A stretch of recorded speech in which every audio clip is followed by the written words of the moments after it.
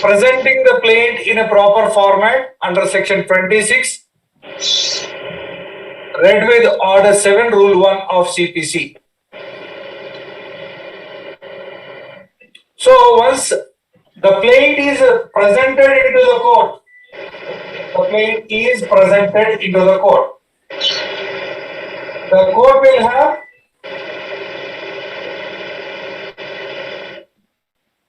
one is admit the plaint,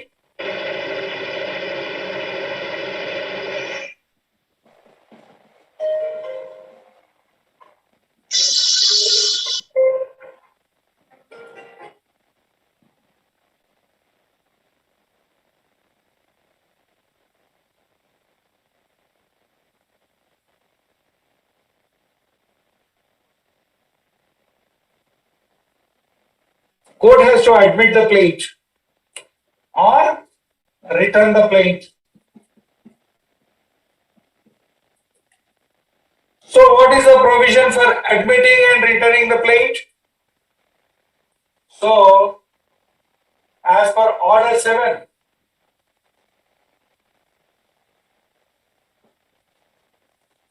plaintiff has complied all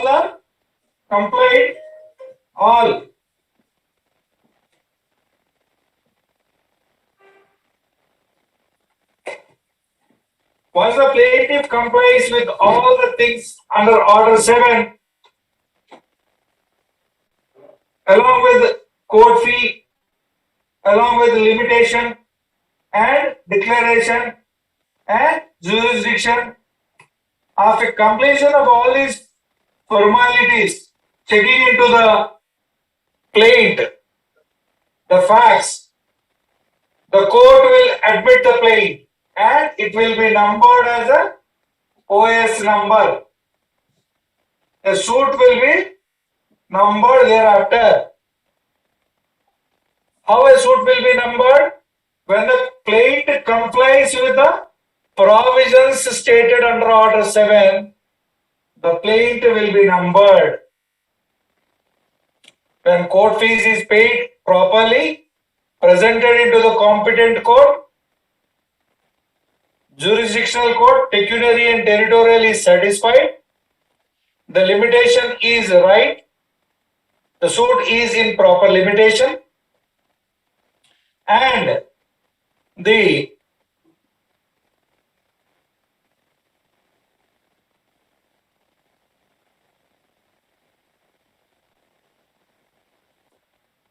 so that's how the plaint will be numbered as a suit. Once the suit is numbered, after admitting the plaint, the suit is numbered and the court will direct the registry or the section to serve the summons under order 5, rule 9 of CPC. You may please verify how the summons are served.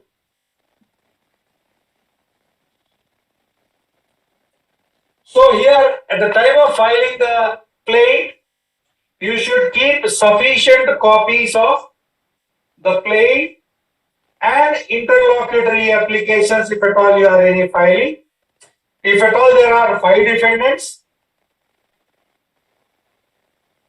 6 copies.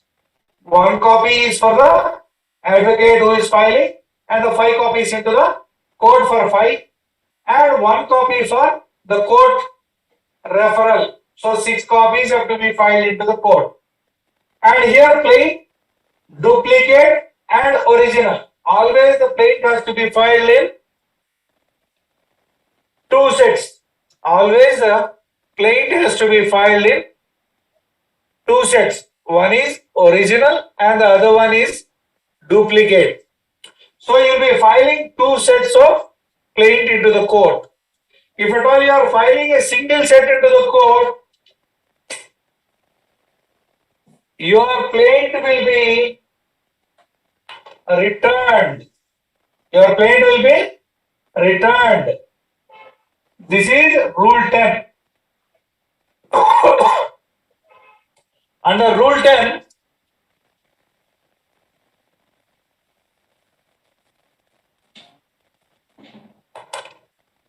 Rule 10 of CPC. The plaint will be returned. Why it is returned? When it is not presented into the proper court. When the plaint is not presented in the proper court, the plaint has to be filed into the Rangareddy court at LB Nagar. So a person had filed a suit at Mechal. The court at Mechal, what it would say? It is not having territorial jurisdiction to entertain that suit. As such, you present the said plaint before a proper court. So what is once it is returned, what the plaintiff has to do? He has to present the plaint in a proper court having jurisdiction.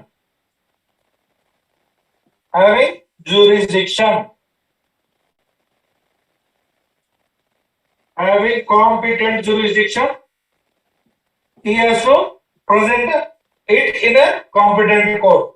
So when he has to file,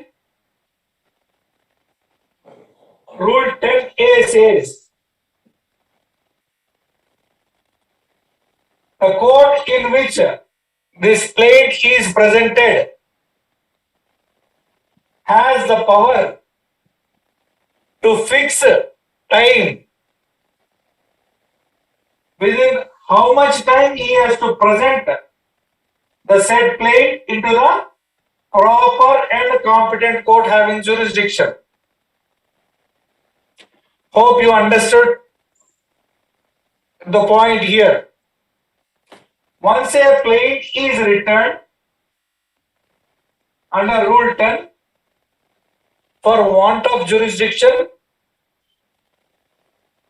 as it is being filed in a court which is not having jurisdiction, the court is duty bound to return the plaint with the direction to present the said plaint in proper competent jurisdictional court.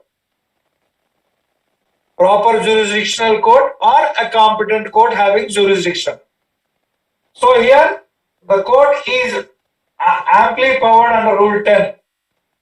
Rule 10A says it is the duty of the court and it is having a right to direct the plaintiff within how much time he has to approach the competent court without there being any inordinate delay. Okay? Coming to the first leg of defense of a defense advocate, we are coming to Order 11.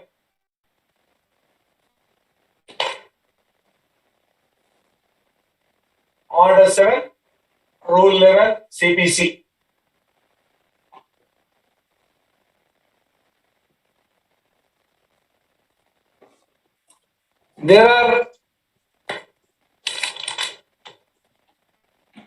This is called as rejection of plaint.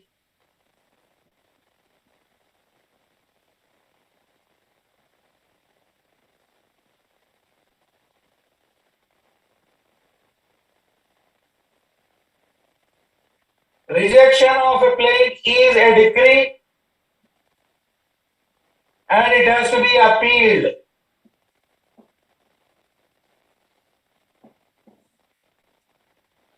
Rejection of a plaint is a decree. So under Order 7, Rule 11, 7A and D. A and D. A is where there is no cause of action.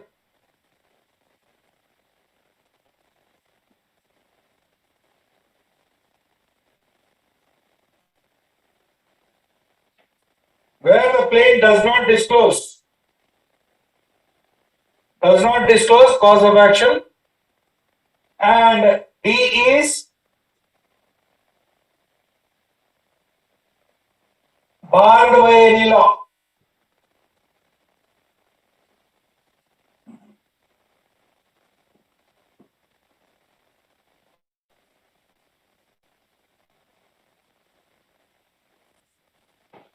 So for rejecting a plaint, what has to be looked into?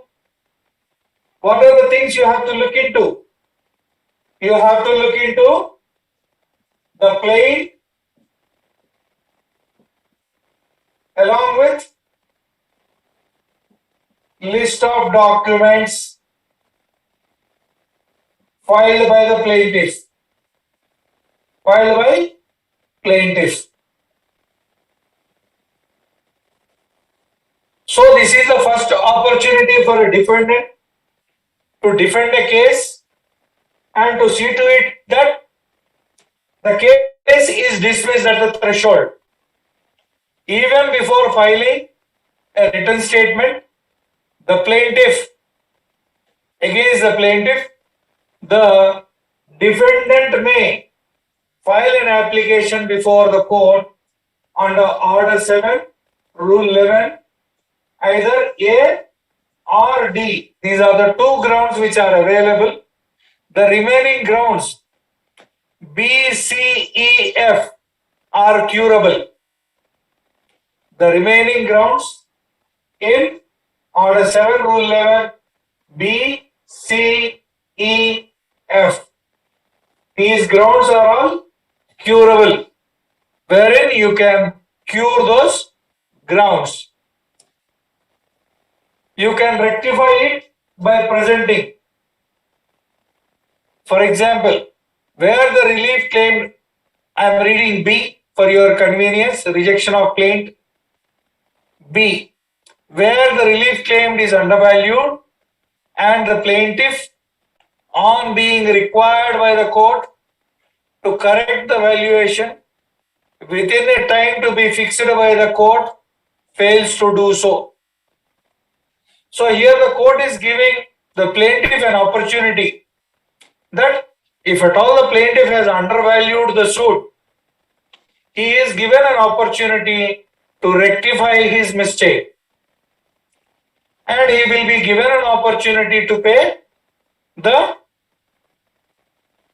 value which he has undervalued. The court will give him an option, and within some time, if at all he is not paying within that time, the court will not have any other alternative but to reject the plaint. Here, why I have said it is curable, the court is raising an objection. The registry is raising an objection with regard to the filing of the plaint and is coming up with an objection stating that the relief you have claimed in the suit is valued less. It is not properly valued. You value it properly and pay the court fee properly and present it once again within 7 days or 10 days as deemed by the court, as deemed fit by the court. So the court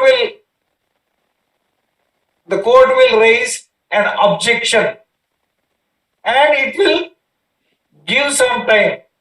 Within that time, the plaintiff can cure the defect, and once the defect is cured, the plaint will be numbered. The plaint will be numbered, and once the plaint is numbered, admitting plaint, this is a specific term.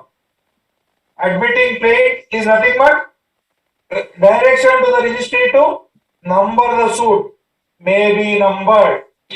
The judge will write a line, may be numbered, and then a suit will be, then you will be calling it as a suit until and unless the plaint is admitted. That will be called as plaint. Once the plaint is admitted,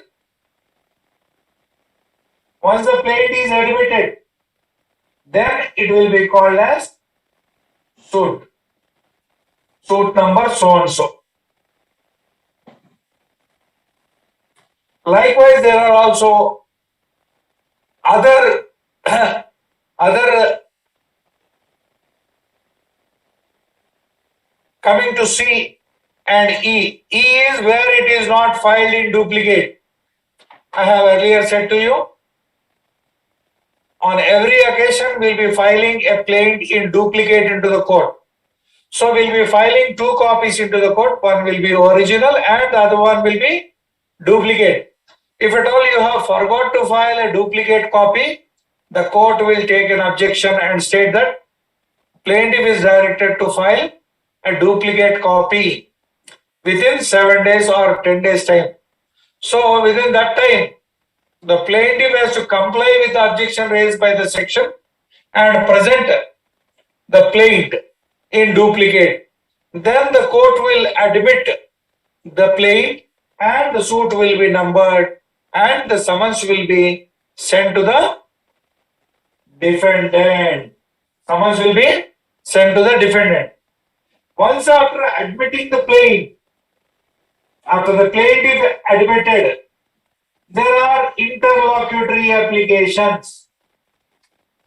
Interlocutory applications are called as Madhyantara Uttarulu by in Telugu. There will be applications filed by the plaintiff, maybe for injunction, maybe for appointment of receiver, maybe for direction to the defendant not to alienate the property, suit property, or not to change the physical features of the property. Likewise, any application may be placed. If at all you are coming up with an out of order, the court will take up that application immediately. The court will take that application immediately, and the court, after hearing you, may pass orders accordingly. If at all the court is convinced with your statements in the plaint and the application you have filed and the argument you are saying and the list of documents you have filed, the court may order in your favor an injunction restraining defendants from suit property. So here you need to know about an out of order. Out of order is an application filed into the court requesting the court to look into that in an urgent manner. There are 2 filings. One is regular filing and the other one is out of order. Out of order means as there is some urgency, you are coming with an interlocutory application into the court along with the suit. So you are requesting the court to look into the plaint and also into the suit and order accordingly. So as and when you have an urgency to file a suit into the court, file a plaint into the court and to get it numbered, if at all you have urgency, you need to go with an out of order application. There will be a format application available with a court sales stall where you can get an out of order application. You need to fill in the details in a proper format and you need to present it along with the plaint. Out of order has to be signed by the plaintiff himself, not by a lawyer. Most of our friends, lawyers, will sign the out of order, will take their name in the affidavit. That should not be done. It is the case of the plaintiff. It is the rights of the plaintiff which are infringed. We are only a counsel, we are only a lawyer facilitating the plaintiff to get justice from the court. As the plaintiff is not well versed with the court process and the legal procedure and the law books, we are facilitating him. As such, our role is very specific as a lawyer. We should not sign on behalf of our clients. Any affidavit, our friends also sign for delay applications. Why should we take it on our heads? It would be the fault of either the plaintiff or a defendant. They should be regularly in touch with the office of the lawyer. And it may lead to catastrophic results for us being lawyers, because it will come under professional misconduct. You yourself have been admitting that it is your mistake to be not to be present on that day. So hereafter, I request my friends, brother advocates and sisters, not to file any application of delay stating in your affidavit that it was your fault. If at all it is your fault, you are admitting your mistake and you are liable for professional misconduct.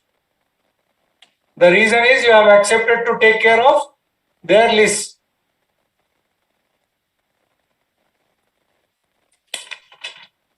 So here we have discussed about Order 7, Rule 11, A and D. A is where it is not disclosing cause of action. Does not disclose cause of action. Here expressly barred by law.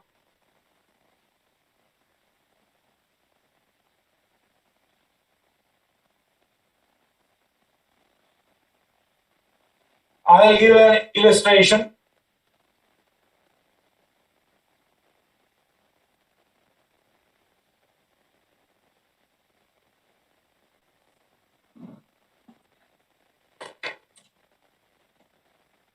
A has initiated a litigation against B, seeking declaration.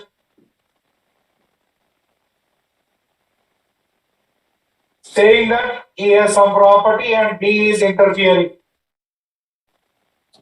This is a house plot. A is stating that B is infringing his rights, civil rights, by interfering in the house plot. So A has filed a declaration suit. So B comes before this court and says that I am a resident of Delhi. I am not placed at Hyderabad, and at no point of time I have interfered or infringed the civil rights of the plaintiff A. As such, he has no cause of action. As there is no cause of action, plaint may be.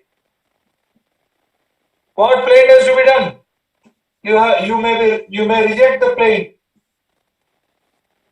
for no cause of action. So here the defendant is having a chance to come before the court at the first instance. This is the first defense of the defendant. Even before filing a written statement, he can come before the court and state that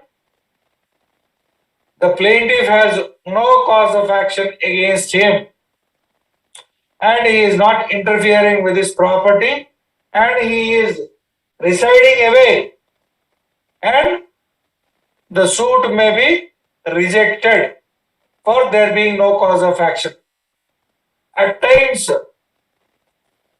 there are judgments also there are judgments also by the Supreme Court that it says cause of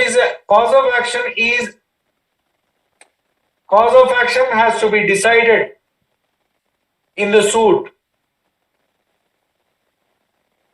Cause of action has to be decided in the suit. And an issue will be framed stating that whether the plaintiff is having a cause of action or not. And the court will answer the issue stating that the plaintiff is having a cause of action. If at all he has, if at all the defendant is right, the plaintiff is having no cause of action will be the statement of the court in its judgment. So coming to expressly barred by law.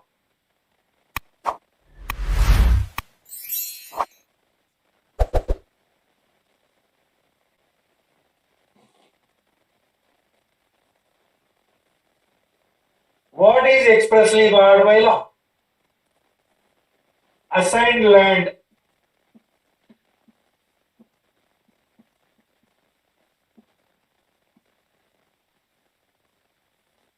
There is an act, prohibition to purchase assigned lands. So A has purchased an assigned land. Okay, he had purchased land from B.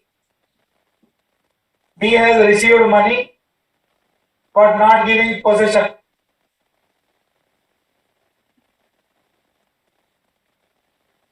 Whether A can come to the court?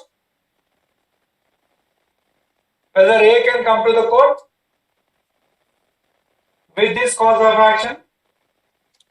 With this cause of action, he cannot come to the court and the court will not grant him any relief. Why?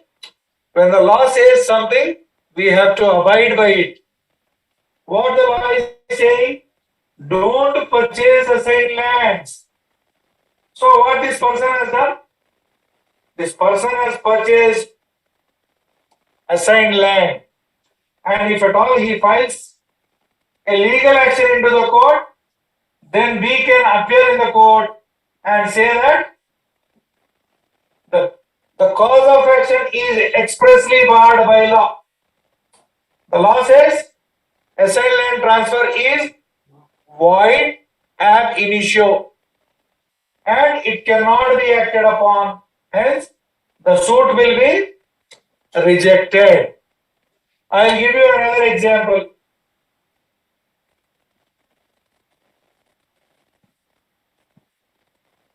Let us take a money recovery suit.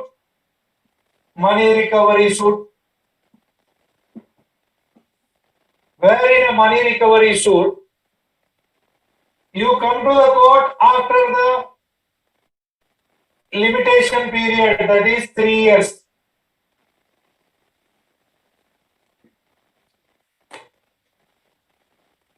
First of all, the court will not even number.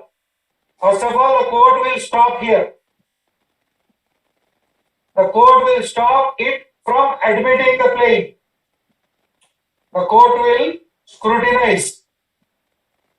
And at that stage itself, the court will return the bundle stating that there is no limitation. Limitation expired. If at all there is inadvertently, if at all the suit is numbered, the defendant may come before the court and say that the law says that it is 3 years time for limitation for filing recovery of money.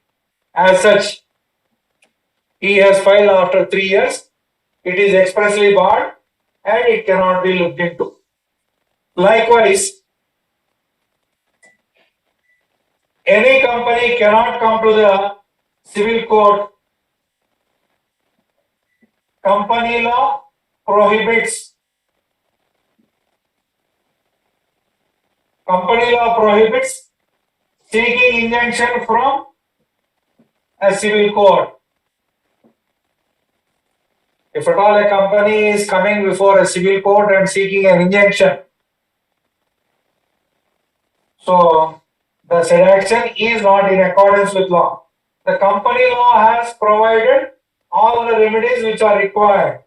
So if at all the company is having any grievance, they have to approach the company courts, but not a civil court having jurisdiction. So here, if at all any company is filing any injunction suit, that will go. Likewise, there are revenue tribunals,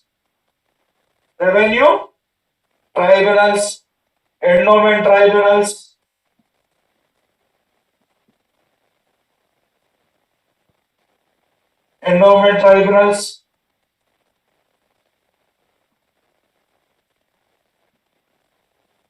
As and when there is a law specifically states that under so and so enactment, the said grievances will be decided. So any income tax also we have a tribunal, income tax tribunal, ITAT and ITT. The Act specifically says the adjudicating authority will be income tax tribunal or appellate tribunal. Likewise, if at all there is any law which states that civil court's jurisdiction is barred, then you can come before the court and ask for the relief under Order 7, Rule 11D. There, the suit will be rejected. It is not suit, sorry. I am very sorry. It is the rejection of plaint. The plaint will be rejected if at all you are showing these two grounds. Rejected. So to look into the what is that you can rely on? The defendant can only rely on the plaint and list of documents for filing a petition under Order 7, Rule 11. Is it clear?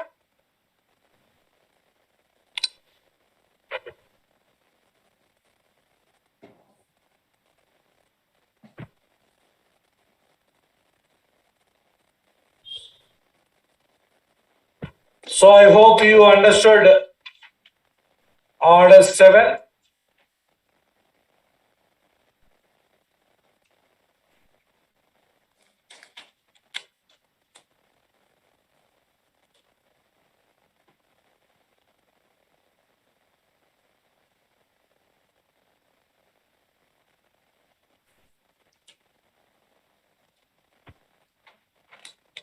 You may go through Rule 12, Rule 13, wherein it says that rejection of a plaint does not preclude presentation of fresh plaint.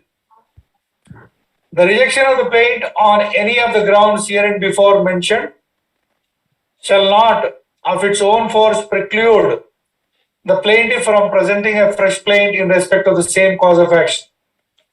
If at all the cause of action is still surviving, if at all the cause of action is within limitation, if at all the cause of action is within the permissible limits of law, a fresh suit may also lie. A fresh plaint may also lie. You can present. So, you have filed a plaint. You are filing a plaint. Mere filing of a plaint does not give clarity to the court. Then you should need to produce some documents in support of your case. So in support of your case, you need to produce documents. So plaintiff has a cause of action.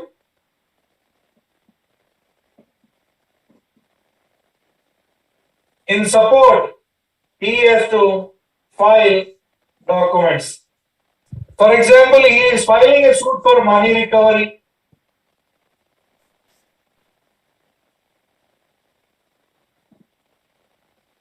It is a promissory note in original.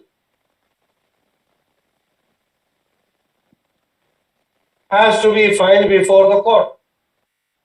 In case the original is not available with the plaintiff at that point of time, the plaintiff may file a Xerox copy and state to the court that the original is not in his custody at that point of time, and he may also write a line in the plaint brief facts stating that he would seek the permission of the court at a later point of time and present the said original promissory note into the court.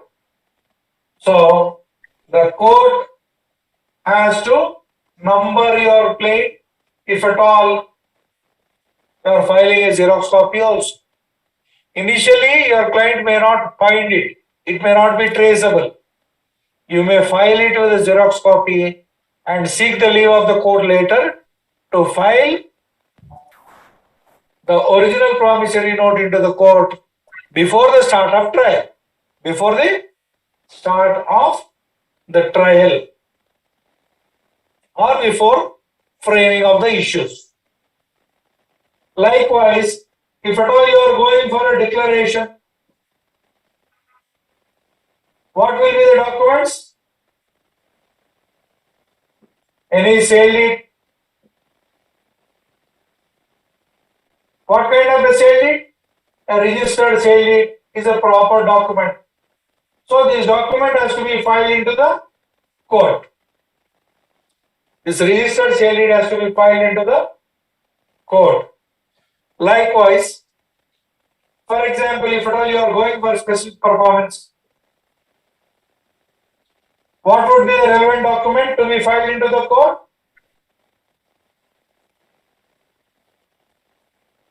Agreement of sale.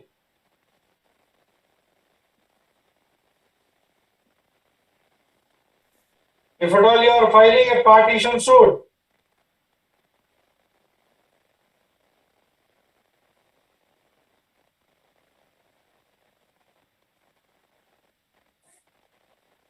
proof of property documents.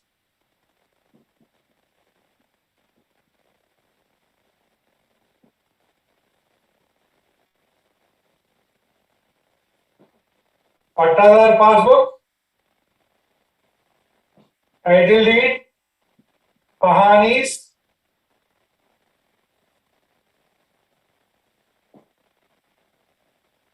encumbrance certificate,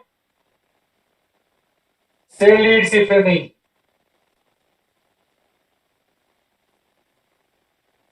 So the plaintiff had got an obligation on his part while stating his case before the court. He should also present the necessary documents required for proving his case. Mere filing of a case does not entitle the plaintiff to get a judgment and decree. The plaintiff has to prove his case. The plaintiff has to prove his case by producing documentary evidence and also oral evidence. Documentary evidence and also oral evidence. So, at the time of filing of the suit, at the time of filing of the plaint, the plaintiff should take a proper measure to file all the necessary documents which are required to adjudicate the suit. to decide and finalize the suit.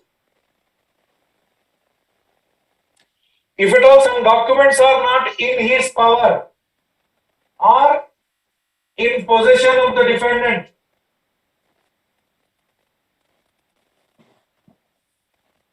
some documents are not in the possession of the plaintiff, the plaintiff may state that the title deed, for example, Patadar passbook, are in custody of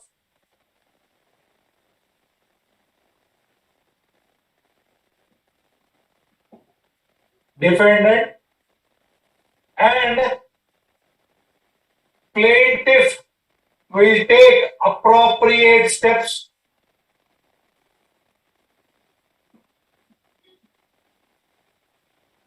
to summon said documents.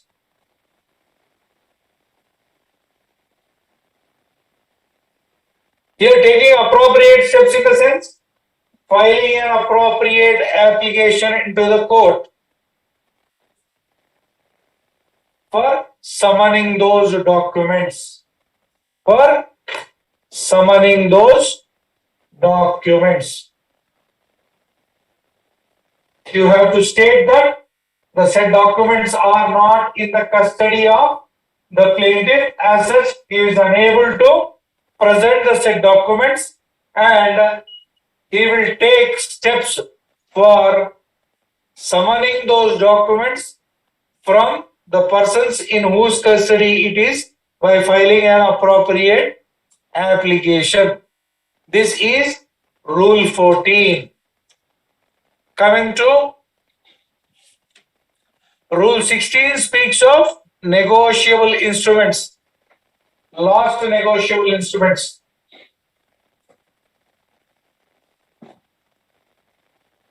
Here it says the procedure is as and when you lose negotiable instrument, you have to follow that procedure under Rule 15, Rule 16. You may kindly go through it. Order 7, Rule 16 speaks of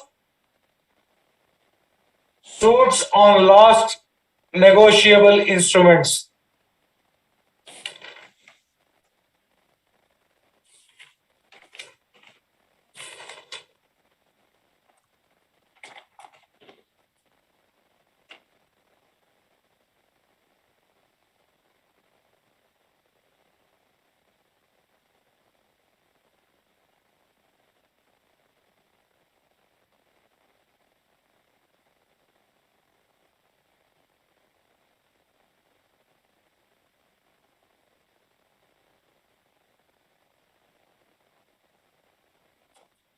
So here there is an important provision.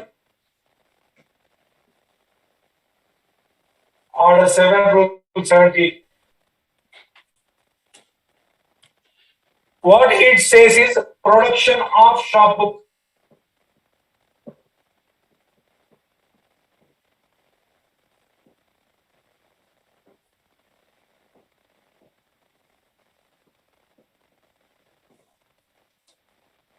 The plaintiff is relying on some entries. For example, he is relying on entries at page 72, 73. So, for pages 72 and 73, he cannot cut from his book.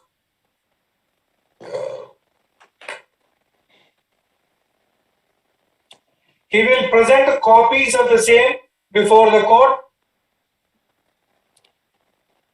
and the registry will look into the original shop book and it will mark the documents and it will certify that original has been seen and the original has been returned to the shop owner or the plaintiff.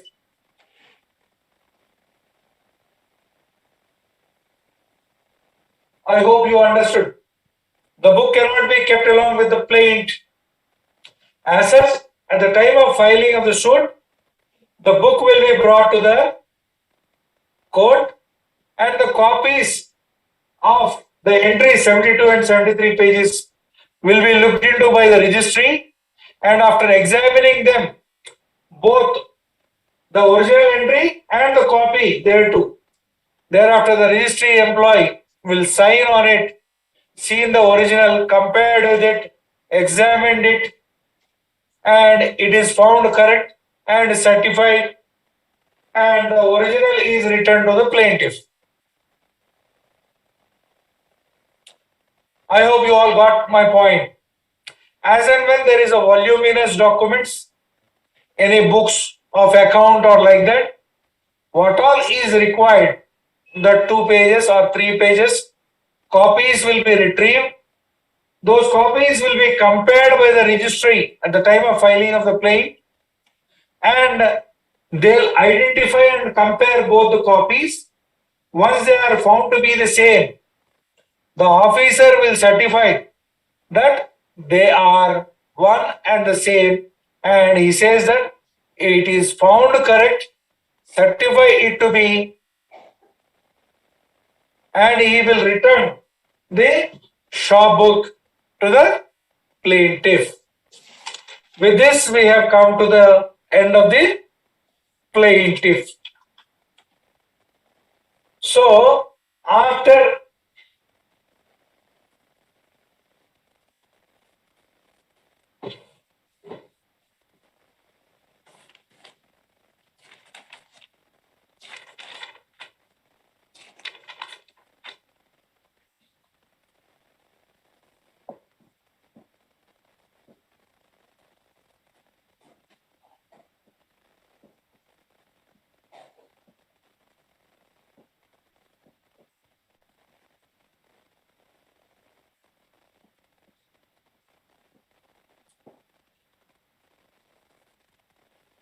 admitting claim, what has to happen?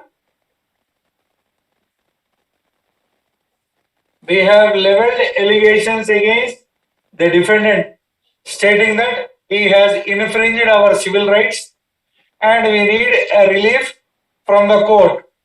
So the court, once hearing one side, cannot decide the case. So the court hereupon will call the defendant for his reply. The court will call for the reply of whom? The defendant against whom a cause of action has been filed by the plaintiff. After admitting the plaint, OS will be numbered.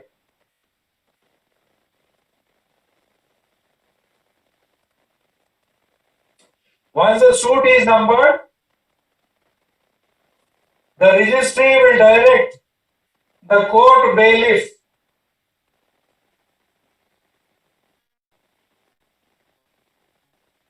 to serve summons personally on the defendant if at all he is within the jurisdictional limits of court.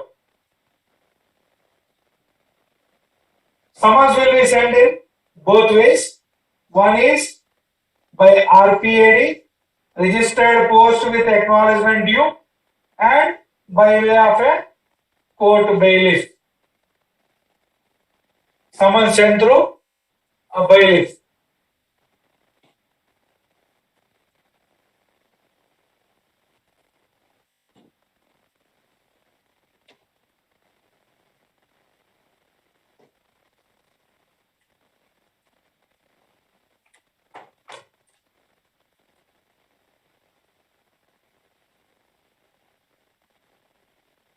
So here the plaintiff's duty is to file sufficient copies.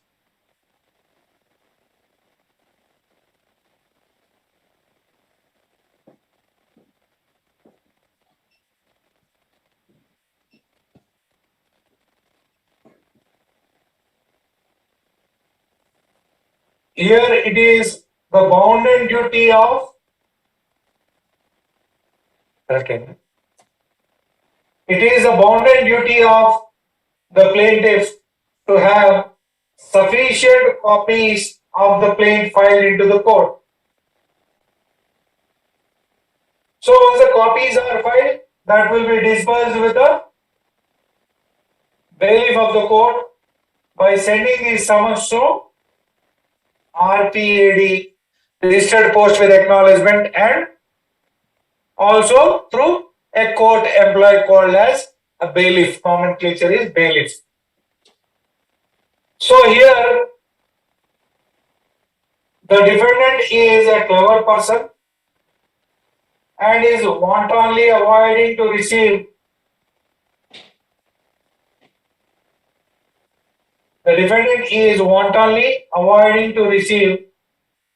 the summons.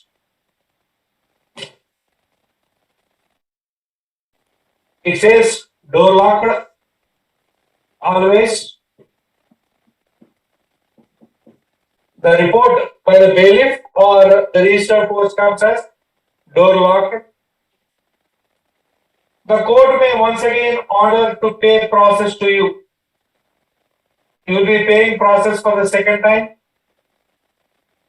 Second time also, the defendant is wantonly not receiving the documents and summons from the court.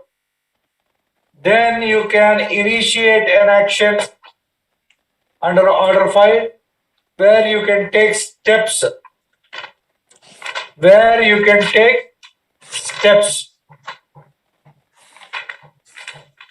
Steps is nothing but filing an application into the court, seeking permission of the court, either to appoint an advocate to serve summons upon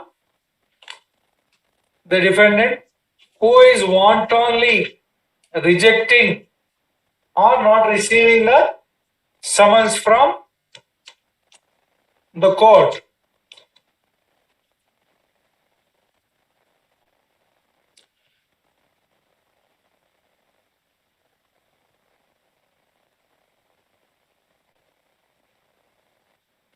So here the court is also having power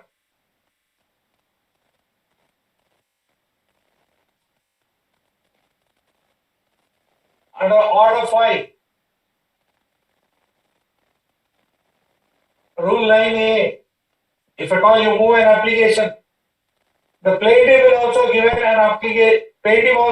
given an opportunity to serve summons upon the defendant.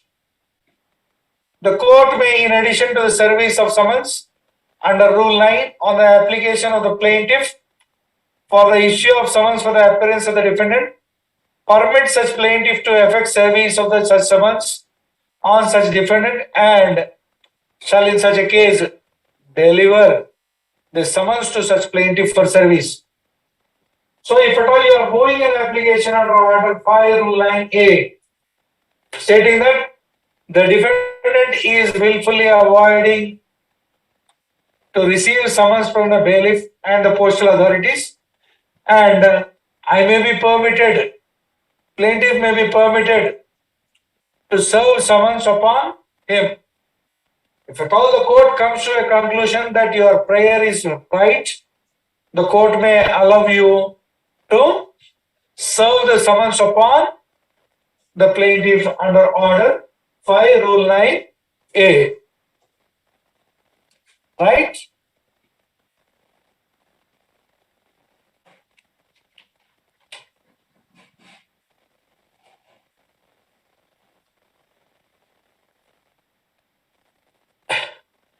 If at all defendant is a firm or a company or an agent, summons serving upon an agent of all this, agent, employee, or authorized person, is deemed to be a proper service. The court will deem that the service is effected on these persons.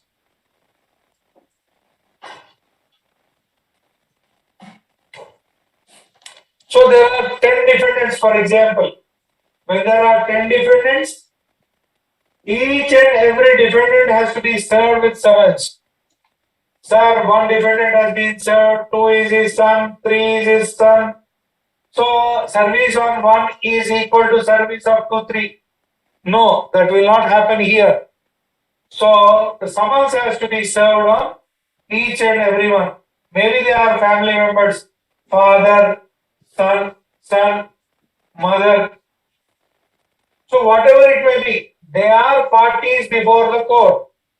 So each and everyone should be informed that there is a litigation which has been filed by the plaintiff, and you need to come before the court and you have to answer the queries or the allegations leveled by the plaintiff against the defendant. In answer to that,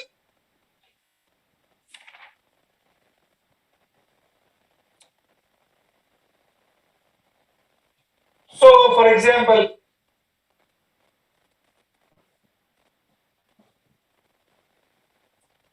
a defendant is there, defendant is a son, he is avoiding to receive summons. So summons can be served upon his father, who is an elderly member of the family. Service may be on an adult member of the defendant's family. Order 5, Rule 15.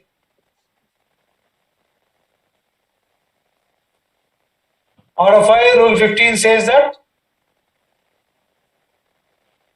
when the defendant is absent from his residence at the time when the service of summons is sought to be effected on him at his residence, and there is no likelihood of his being found at the residence within a reasonable time, and he has no agent empowered to accept service of the summons on his behalf, service may be made on any adult member of the family, whether male or female, who is residing with him. So here a servant cannot be an adult member of the family. So maybe if a defendant is a son, notice on his father is deemed to be served. It is proper.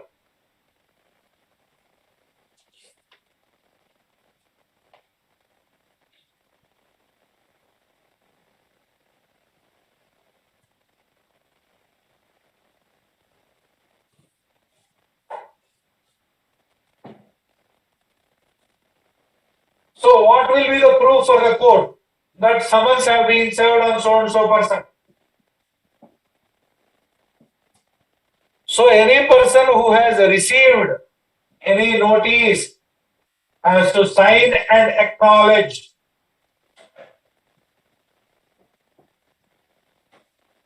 Whoever is a defendant is served with a notice from court.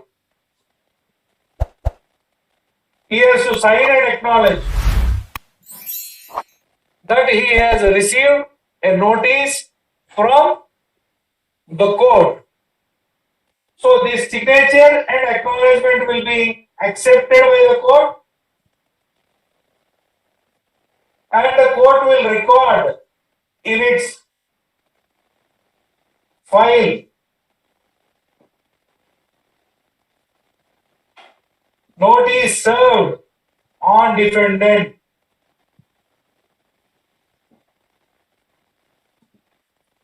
Notice served on defendant.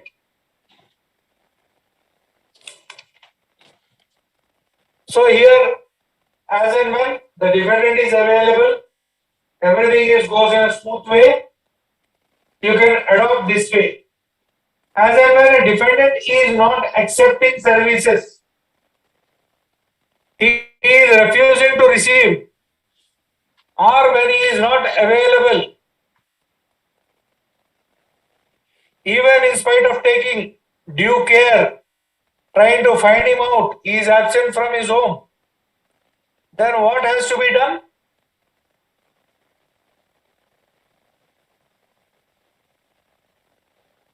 So the court officer shall affix the summons on the door. Where he will affix? On the door, and he will take the signature of two respectable persons.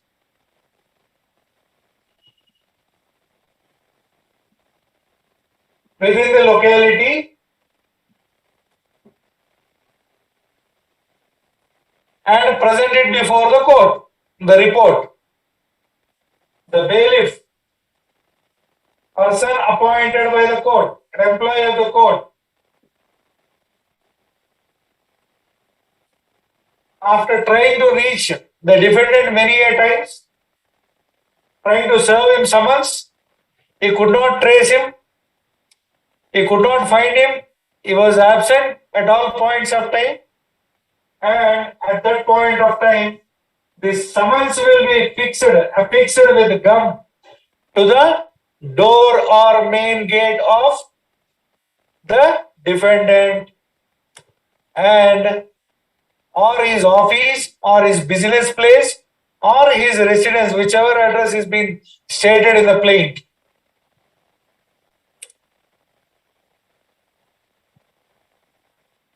And he would say in the report to the court that in spite of his best efforts to locate this person, continuously he is absent in spite of taking best care. As such, he is forced to affix the summons to the door, and he would take the name and address of persons, and the copy was affixed in presence of two adult persons, I have told. So this copy is simply affixed and coming back is not the duty of the bailiff. So he has to seek the help of two people in locality, and in their presence he has to affix it to the door and write a report and take their signatures on that.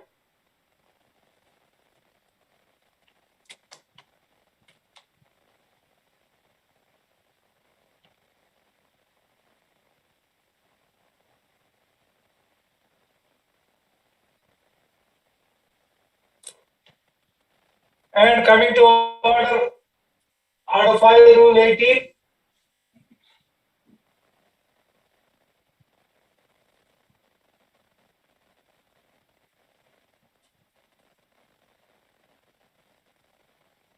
The officer who had served summons will state the date and time of service of summons upon the defendant,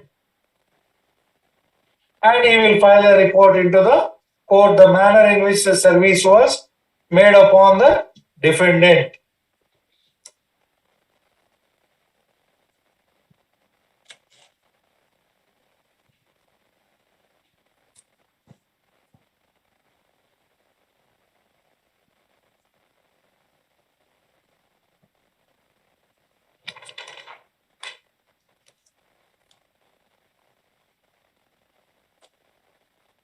So coming to substituted service.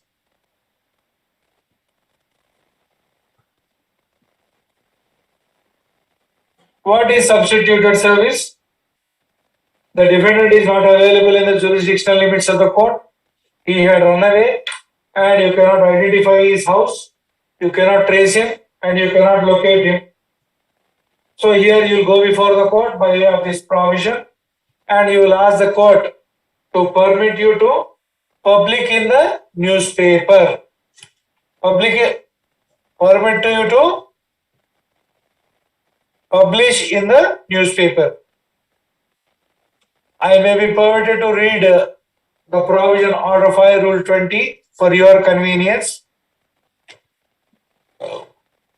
Substituted service.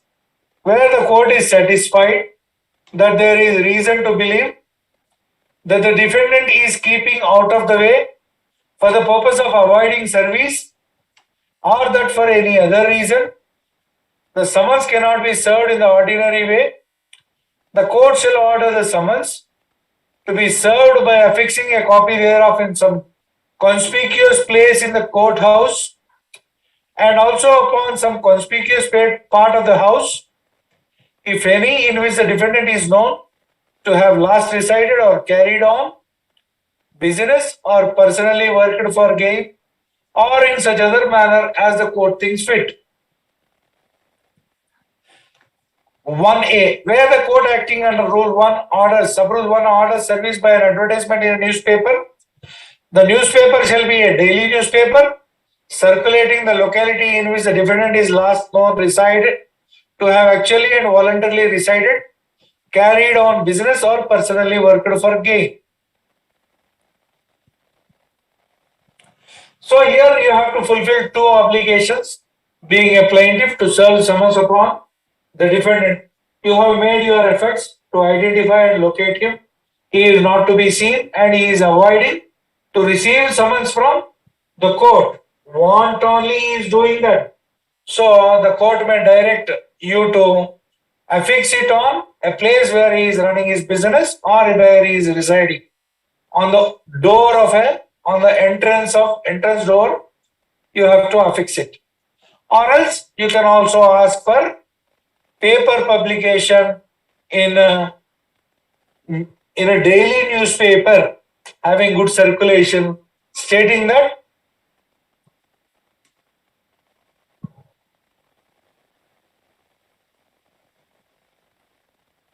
defendant is resided in that locality. Wherever the defendant has resided, in that locality only we have to publish in the newspaper. Publication in newspaper.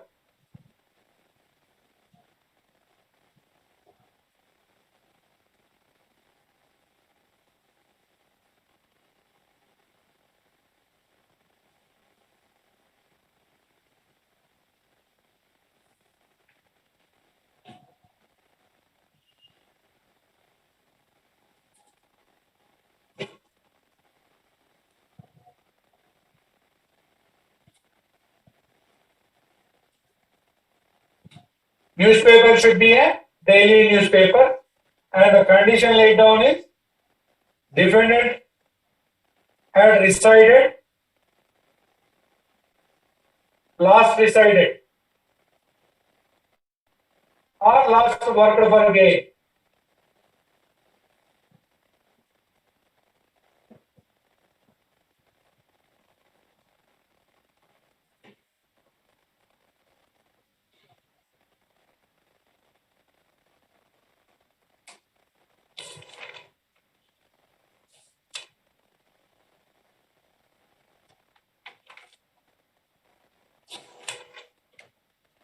So this is an important thing where the defendant is receiving a summons, there is no problem.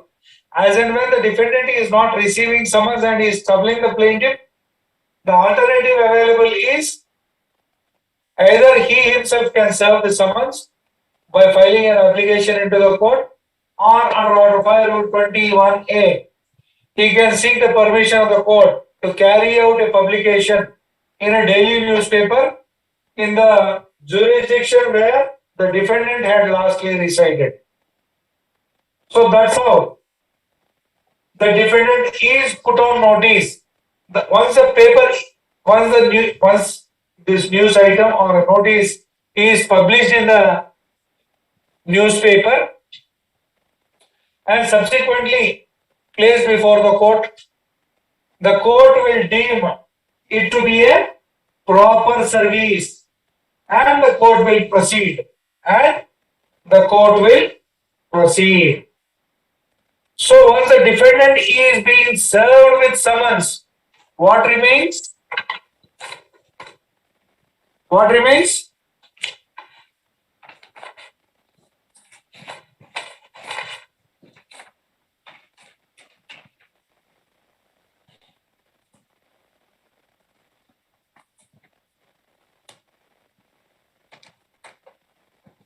Here comes our role. Order 3.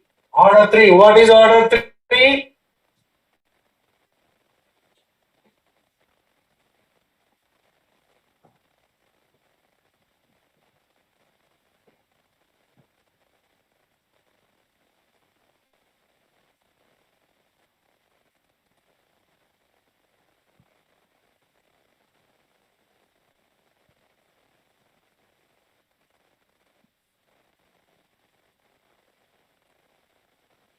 So here pleaders means a lawyer. So once the summons are served upon the defendant, what is his duty? His duty is to appear before the court, one thing. And second thing is, he has to appoint a lawyer. He has to appoint a lawyer.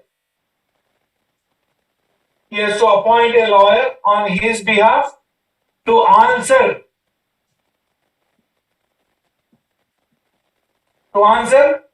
the allegations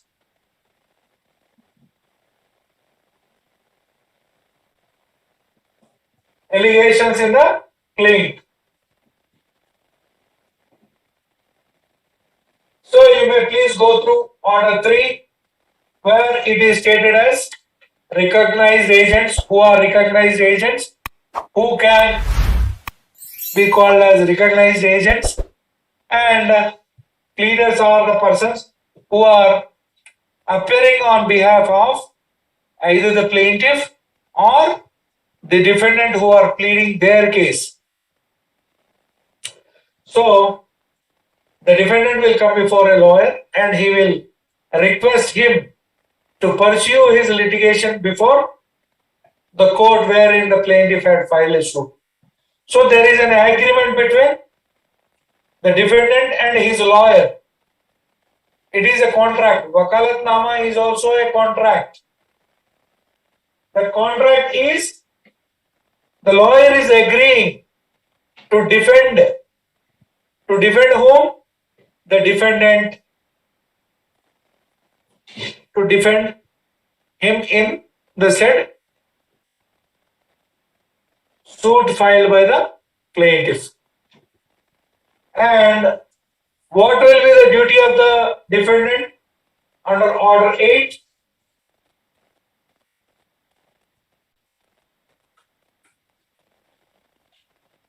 Now we are entering into order 8. Order 7 and order 8 are very important.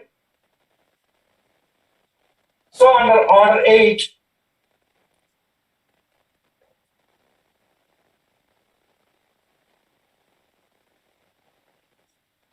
let us go into the first rule. What is the first rule under order 8? What is the duty of the defendant?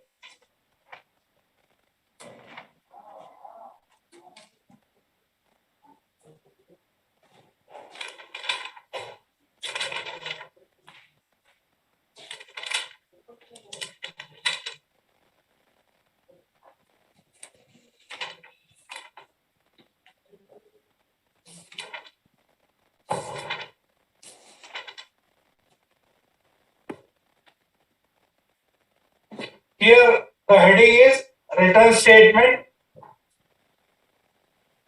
set off, counterclaim.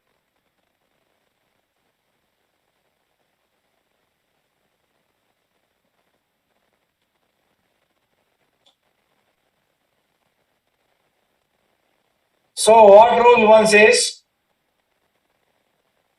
I am just reading out for your convenience.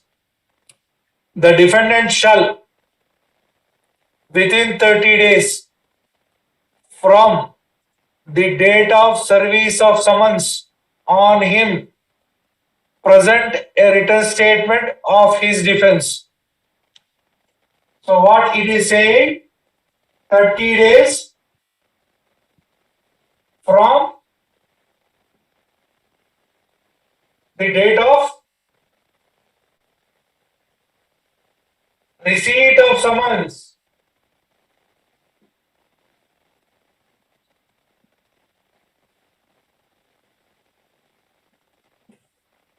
Most of my friends say that it is from the date of filing wakalat. My dear friends, please try to understand that the defendant is having a right, absolute right, as per law, to file a written statement within 30 days from the receipt of summons.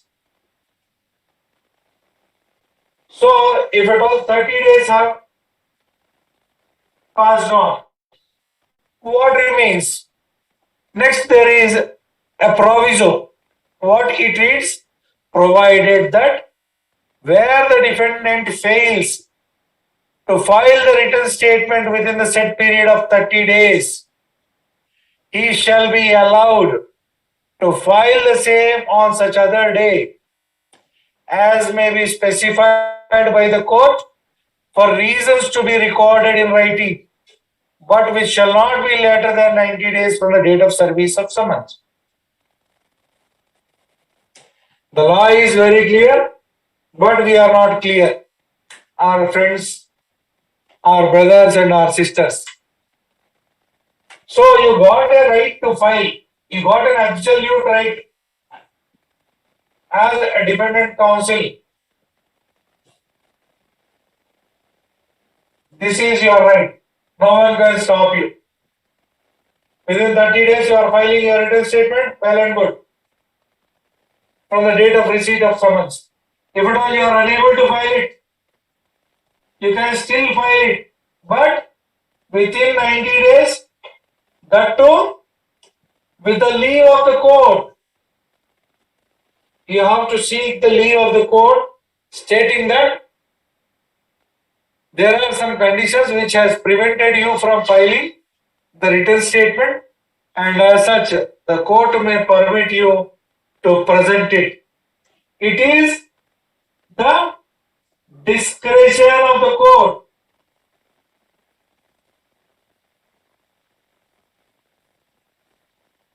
ఈ 90 రోజులు అనేది court వారి దయాదాక్షిణ్యం అండి. The discretion is left with the court. The court may allow it or may not allow it. Nowadays, the courts are very lenient and they are allowing the others to file the written statement even after 90 days also. Even after 90 days also, they are being allowed to file. Coming to the written statement, what do you mean by a written statement?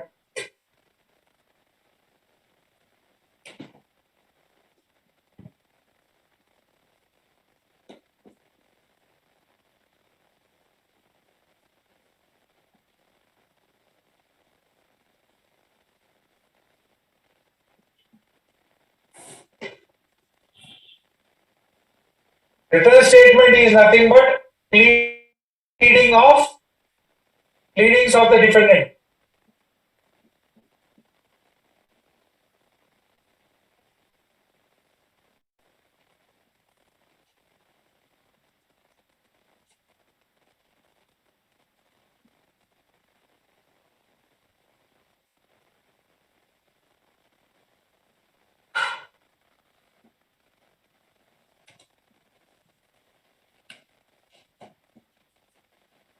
So to make you understand very comfortably, the grievance of the plaintiff has been stated in the plaint. What are the inconveniences which are being faced by the plaintiff, or what are the rights which are being infringed by the plaintiff, are being written in a proper format which is called as a plaint. And thereafter, after receipt of this plaint by the defendant, The defendant, through his counsel, through his lawyer, will file a written statement into the court in his support, stating the content stated in the plaint are true or false. If at all the content stated in the plaint are true, he will accept. If at all the content stated in the plaint are all false and incorrect, so he will specifically deny. For example, let us take an issue of promissory note. Here the plaintiff had stated that promissory note executed by defendant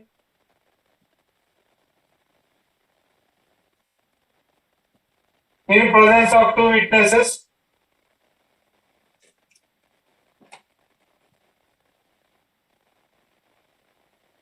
So here the defense of the written statement, defense in the written statement is never executed a promissory note,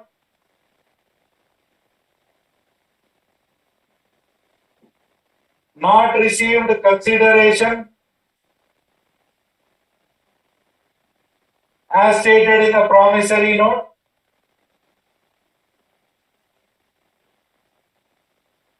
pronote is forged, fabricated to extract money illegally. So likewise, the facts which are stated by the plaintiff has to be rebutted, has to be answered by the defendant.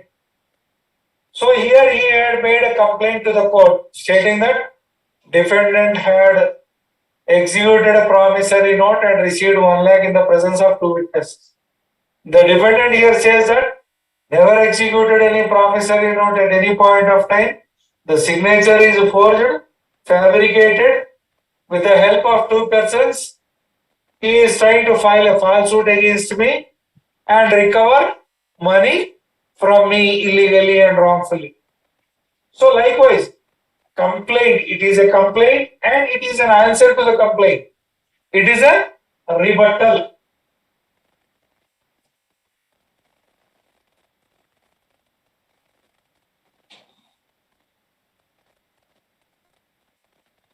Here coming to set off. What do you mean by set off?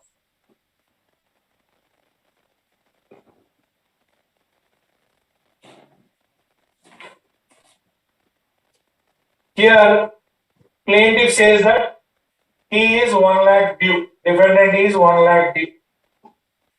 Okay. Here, defendant says that I have already paid 70,000 after filing suit.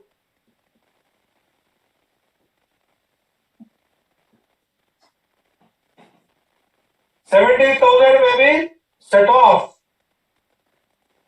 I am ready to pay 30,000.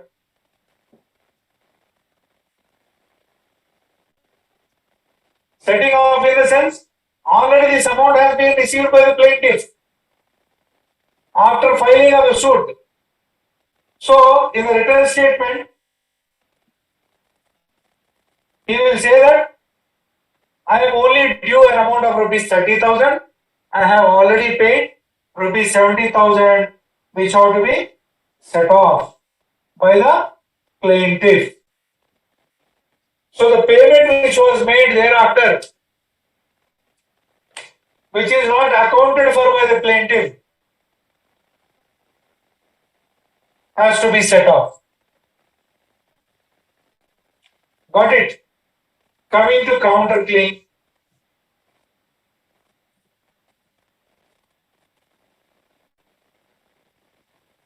So here counterclaim. A is there. A says that he has given 1 lakh money recovery suit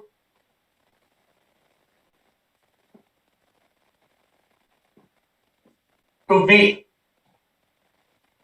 This is a plaint basing on a promissory note. Okay. So here B comes with a written statement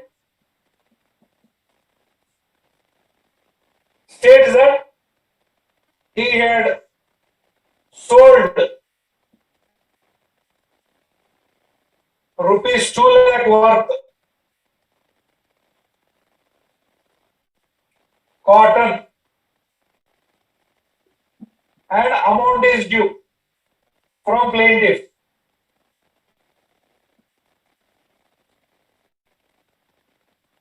Amount is due from whom? So here A is a plaintiff, filed a suit for 1 lakh. Here B has filed a written statement. In the written statement, it is in the format of a counterclaim. Format of a counterclaim is nothing but it will be in the form of a plaint. It is in the form of a plaint. So here we need to pay court fees for these 2 lakhs also. So B is coming before the court and saying that he had sold A 2 lakh worth cotton and amount is due from him and he has not paid. 1 lakh he is setting off and 1 lakh is due. So he'll pay the court fees for 1 lakh. As 1 lakh is being set off. Yes, it is 1 lakh I am due and liable to pay. I am leaving that 1 lakh and he has to pay me 1 lakh. That 1 lakh has to be paid to me. It is nothing but a suit, a counter suit. It is called as a suit and a counterclaim. Suit is brought by the plaintiff and the counterclaim is always brought by the defendant. Today we shall stop here today and we take up any doubts if any you have. With regard to this today's class only, specifically. Raise your hands to call everyone. Please. So your voice is